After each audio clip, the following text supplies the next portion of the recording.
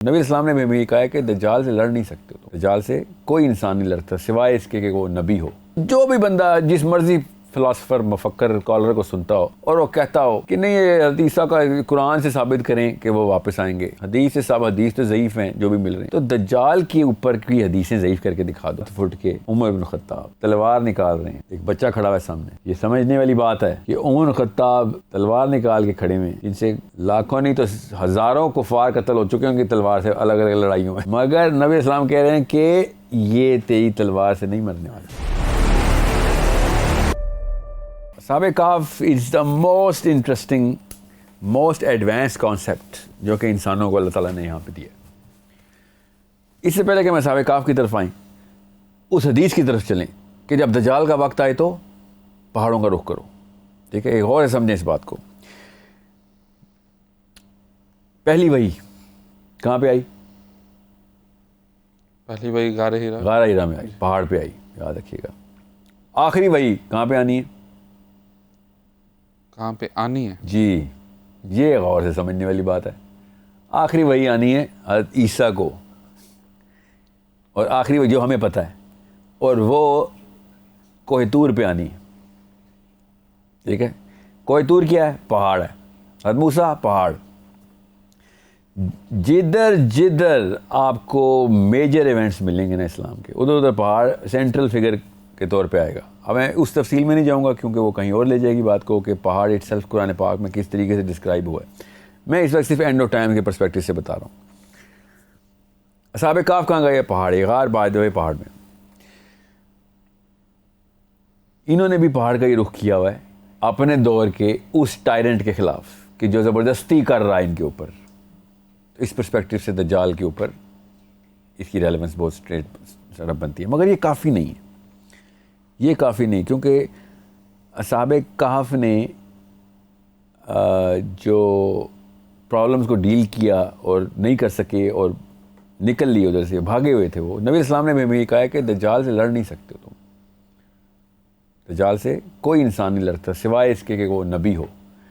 اور چونکہ اس نے آنا تھا اللہ تعالیٰ نے اس لیے عیسیٰ ابن, یہ حدیث نہیں سنا رہا ہوں, یہ میں آپ کو اپنی رائے بتا رہا ہوں کہ عیسیٰ کو آسمان پہ اٹھانا اصل میں اینڈ آف ٹائمز کی کڑی ہے.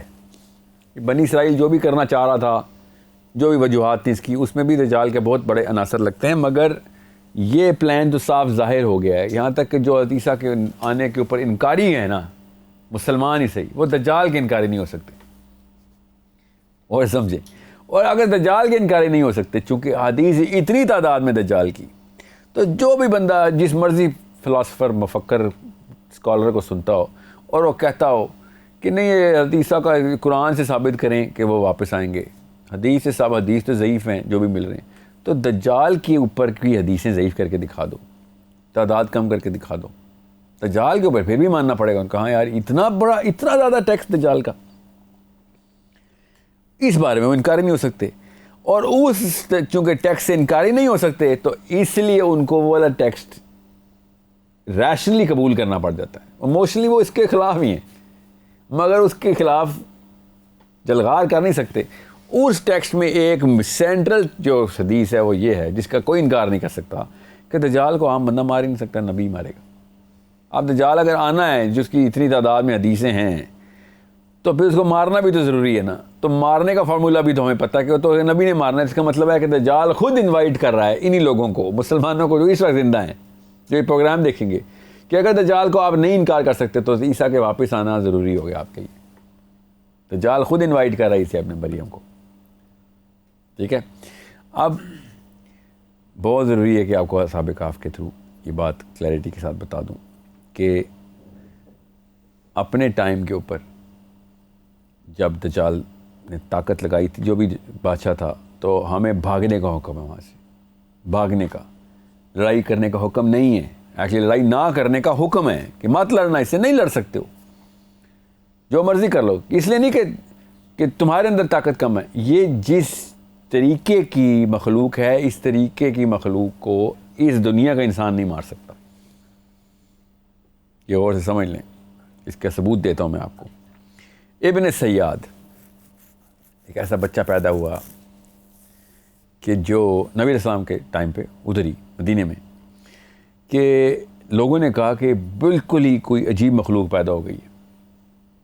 دجال کے بارے میں اتنی ٹریننگ تھی صحابہ کی کہ لوگوں نے ڈائریکٹلی دجال کا ہی نام لیا. یہ نہیں کہا کہ کوئی عجیب مخلوق دجال پیدا ہو گیا. اتنے ٹرین تھے صحابہ.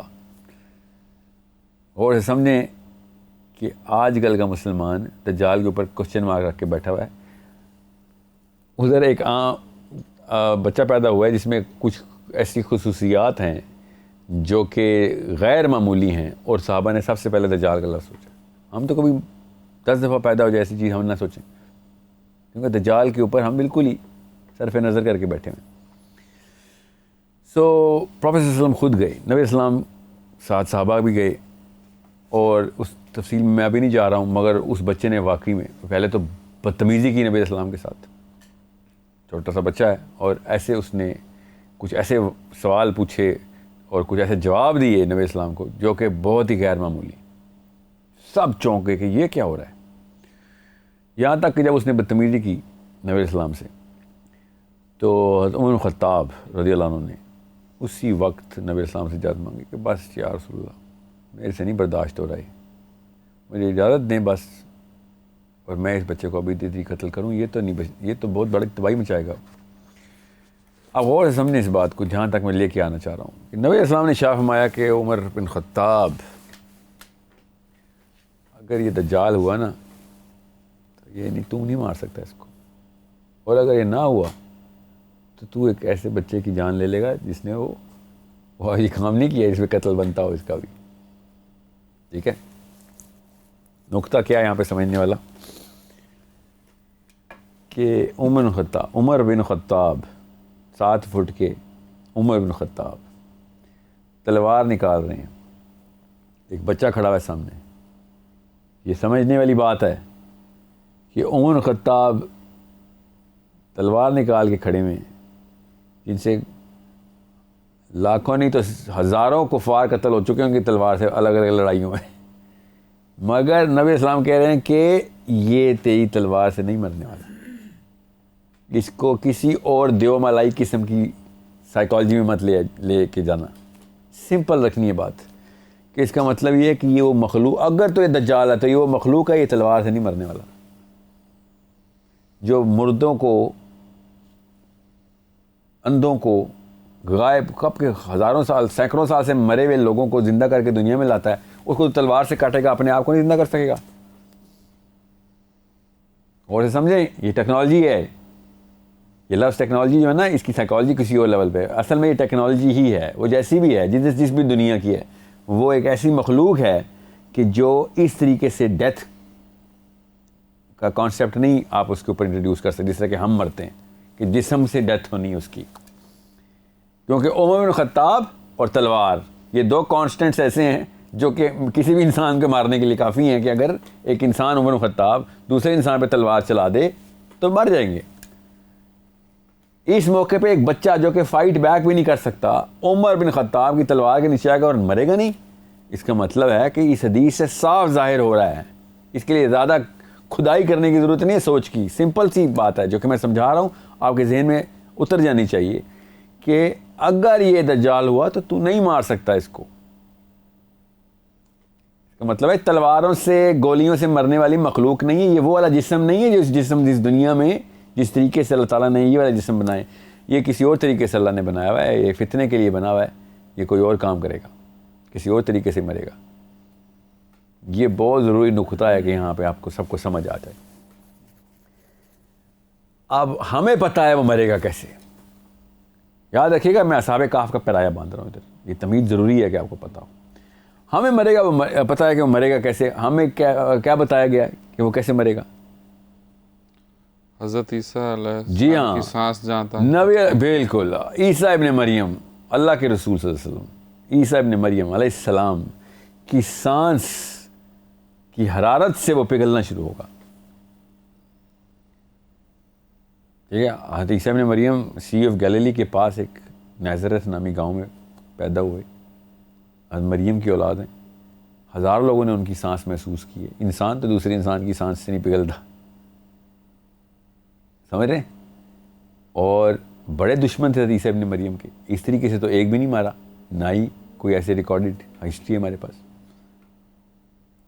اللہ کے دشمن تھے، اللہ کے نبی کے دشمن تھے، وہ کیا کیا قتل کرنا چاہتے تھے، وہ تو نہیں کہ مرے حضرت عیسیٰ کی سانس پگھلنا شروع ہوگا، ایسے بھی نہیں مرے گا نا. حدیث کیا ہے؟ جیسے پانی نمک پانی میں پگھلتا ہے، اس طریقے سے اس کا جسم پگھلنا شروع ہوگا.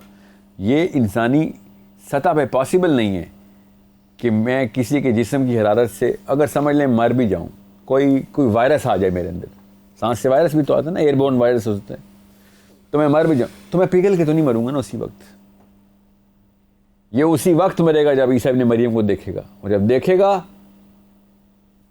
اسی وقت آخری دن چلنا شروع ہوگا اس کا. جیسے ہی اس نے سانس محسوس کرنی ہے ایسے پگھل کے بھاگے گا اور پگھل رہا ہوگا، پگھلتے ہوئے بھاگ رہا ہوگا اور اس دن ہی مرے گا. ایک تلوار ایک گولی نہیں چلنی اس کے اوپر. یہ کافی ہے یہ ضرب حضرت عیسیٰ کی سانس مبارک کی. سو اس کا مطلب یہ ہے کہ جب حضرت عیسیٰ اس وقت دنیا میں موجود تھے تب یہ والا کام کسی اور انسان کسی اور مخلوق کے اوپر نہیں چل رہا تھا. جدھر وہ گئے ہیں اور جدھر سے انہوں نے آنا ہے، یہ غور سے سمجھیں اس بات کو، جدھر وہ گئے ہیں اور جدھر سے ادھر انہوں نے، اس پورے کے پورے علاقوں جو بھی دنیا ہے جہاں پہ وہ گئے ہیں، جس بھی آسمان پہ، چوتھے 5ویں آسمان پہ،